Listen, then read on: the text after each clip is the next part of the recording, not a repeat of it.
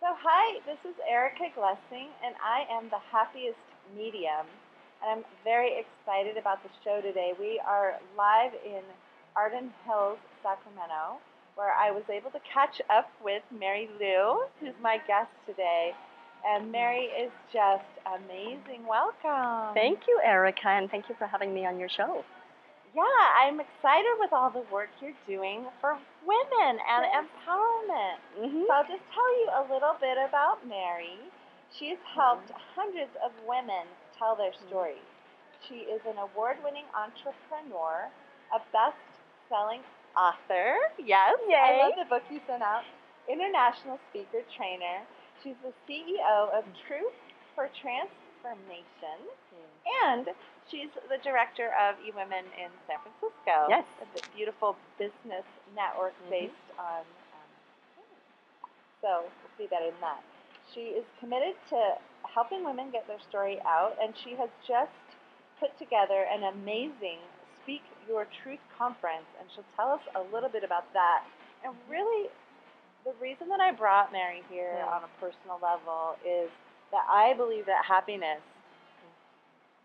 and telling your story and speaking your truth are directly related. Absolutely. So Mary, welcome. Thank you, thank you. Yeah.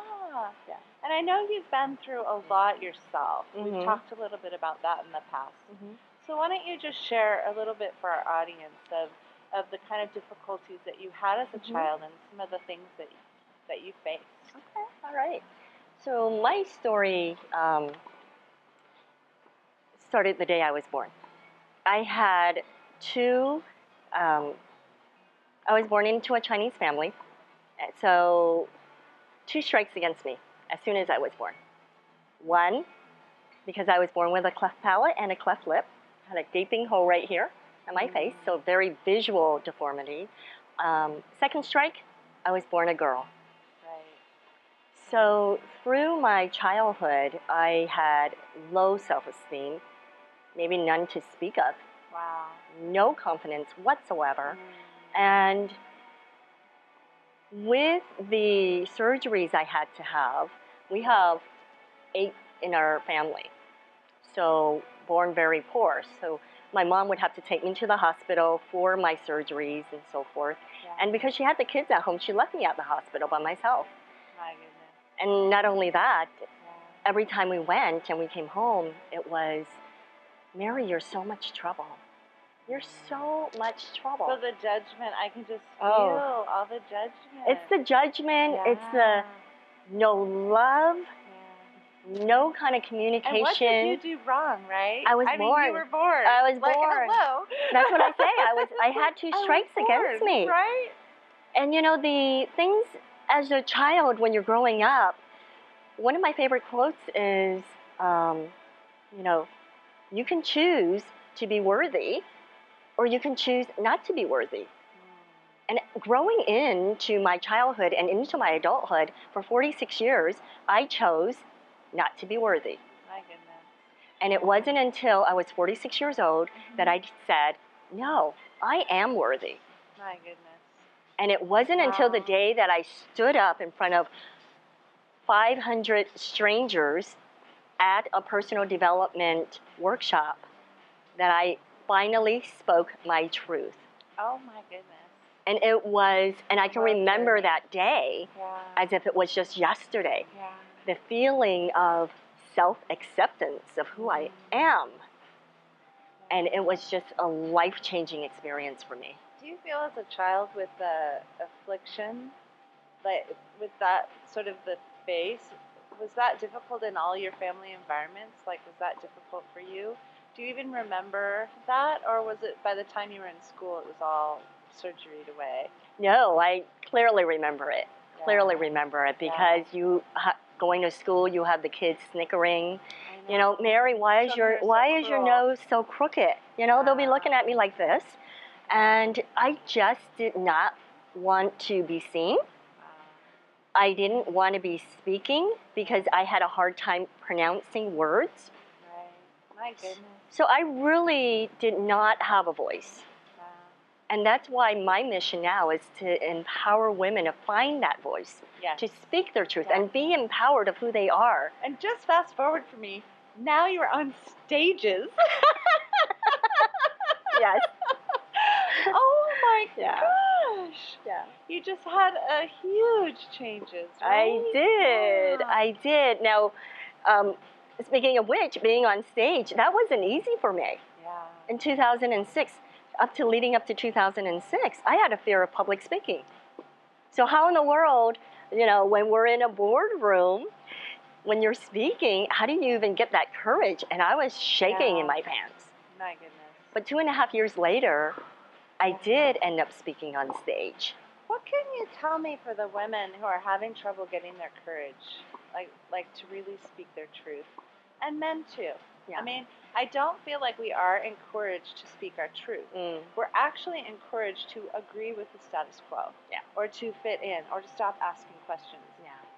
What can you say for people that are just really kind of maybe aching to express themselves, and then they're scared if they speak their truth, what that might mean?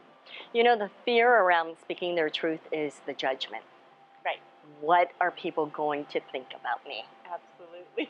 And when I encourage women, mostly women and the men, I say the more you can speak your truth and be vulnerable, it actually attracts people to you because they understand you.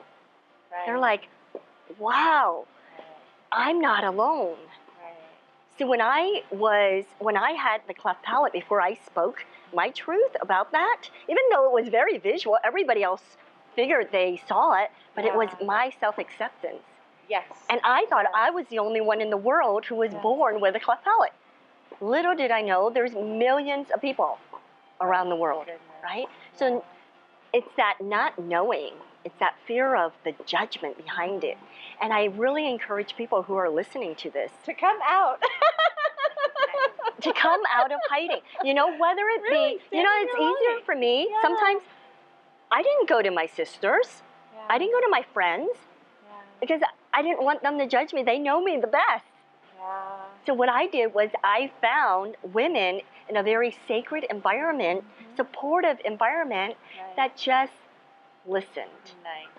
So tell us, Mary, about the beautiful conference that you've built and what it does and how it helps women.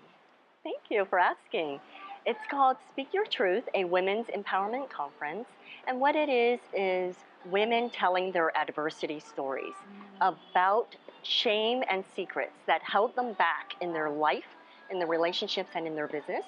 Now, when I created this conference, I put out a call for speaker in my first year saying, who would like to share? Yeah. Little did I know I was going to get a flood of applications. Close to 200 women that first year wanted to share their story. Yeah. Right? And the whole point of this is to have the women in the audience to say, if she can do that, if she was able to overcome that, I can too. And it is about not letting them know that they're not alone. Yeah. They're not alone in this struggle. Yeah. And to really be able to find that courage to speak their truth. Nice.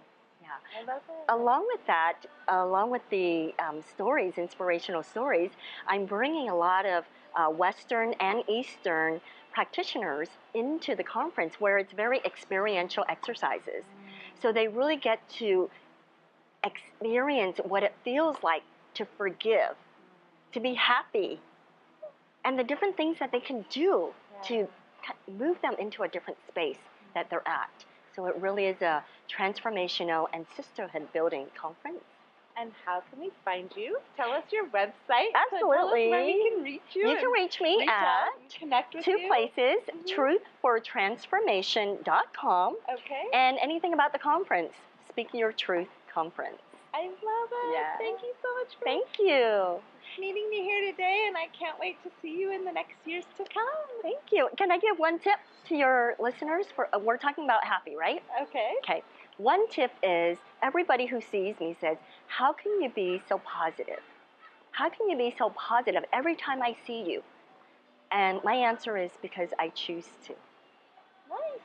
I choose to be What could positive. Be better than that? When you have that negative thought, you just change it around, Yeah. and that is just like turning on the lights. I love it. Yeah. Thank you. Thank you for Thank coming. you. Bye.